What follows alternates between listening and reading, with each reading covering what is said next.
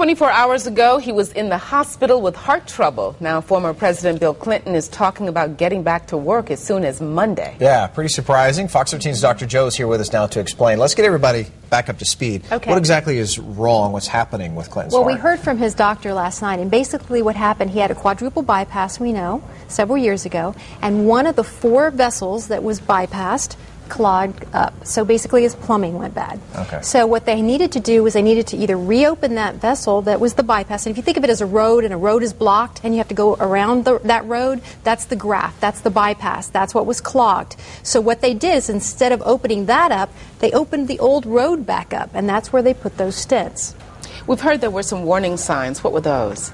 He was having something called tightness, pressure. They said it wasn't exactly pain. So in the beginning, some are saying that he may not have really thought it might have been indigestion or maybe not heart problems, and then eventually it was happening at rest, and it was happening frequently. So he went in, and when he went in, they went to the cardiac catheterization lab, and they looked at his heart, and there it was. And what about those signs? I know that's why a lot of people have maybe a weird pain in their arm, or they have chest pain here, then they come and go. And everybody's question is, well, how do I know when to call the doctor, when to call 911? Sometimes, unfortunately, it is too late, but how do we know when to do it? And sometimes it's even hard for doctors to know what those feelings are, because people go into emergency rooms and it's misdiagnosed. But for the most part, if someone's at high risk, if they're diabetic, if they have a history of heart disease, if they have a family history of heart disease, if they know that their cholesterol is high, if they know their blood pressure is high, if they know that they're at risk, if they start feeling something, it could feel like a squeezing feeling.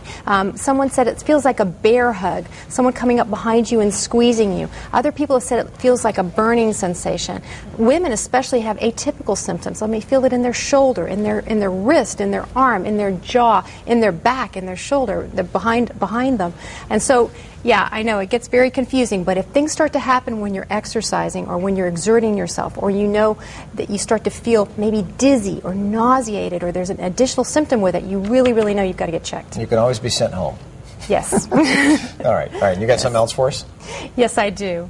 Even though the speed and efficiency of President Clinton's hospital stay and treatment is not so much presidential, this is a procedure that's changing lives across the world, and it's right here in Tampa Bay. He'd spent 14 years in the fast-paced world of Florida politics, but after retirement, Representative John Riles of Brandon struggled just to speak during this 2003 interview. Oh, I had that tissue in my hand. I was just wringing it. He suffered through sweats and chest pain.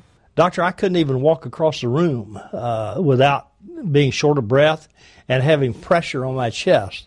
This was John's heart cath x-ray. 3 of his major arteries almost completely blocked. And more bad news. Doctors said he wouldn't survive bypass surgery and that stents wouldn't work. One of the doctors that I was seeing at that time had told me that I probably only had about 6 months to live. They felt that his heart function is too weak.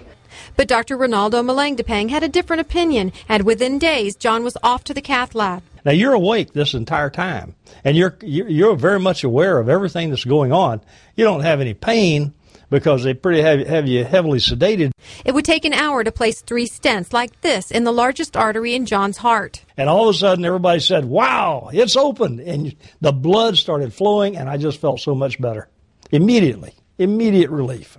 The dark line you see shows blood flowing into John's heart. After we stented his arteries, his heart started pumping to a higher level compared to before stenting. 2 weeks later, John got 2 more stents. The stents were my salvation.